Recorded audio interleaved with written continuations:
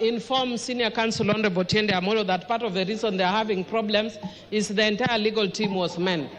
There's no women, and yet there are brilliant women lawyers like me in this house. Next time, put us there, and we'll help you. Secondly, Madam Speaker, in areas that have been predominantly opposition, the only fund you can rely on that is changing lives is CDF.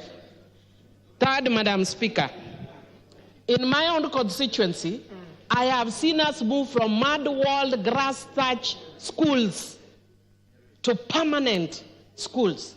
I would want to encourage the judges and people who live in cities to do an immersion in the village so that they know the reality. Yes. A lot of people do not know the reality on the ground.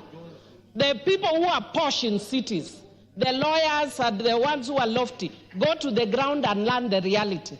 Madam Speaker, I would also want to say that in relation to the law, our judges, especially Supreme Court, have been very liberal and progressive in interpretation of the Constitution.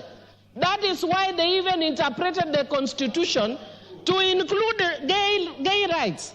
But when it comes to development, then they start telling you, Montesquieu, separation of powers. I have no problem with separation of powers as espoused by Montesquieu many years back. But Montesquieu does not come from my village, Kolo, in Rusinga Island.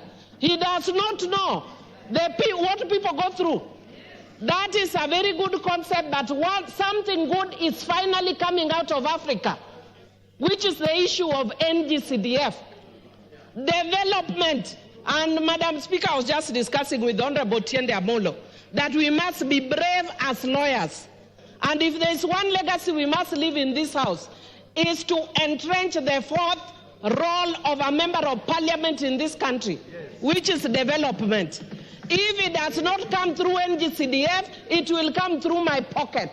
That is the reality. And the members that came before us were overwhelmed. That is why they promoted this. Right now, the role of MPs has totally been removed. But MPs are still being harassed. Put it and make MPs have a role. I have no excuse. Anybody can bash me what they want. But as an intellectual and as a bright lawyer, this is one thing I am willing to defend to my grave. Bora usiguze NGCDF. Wengine wanasema bora usiguze mulima, mimi bora usiguze NGCDF. Hapo tutapigana. The Honorable Member for South Mugirango, Honorable Sylvanus Osoro. Thank you very much, Honorable Speaker. Honorable Speaker,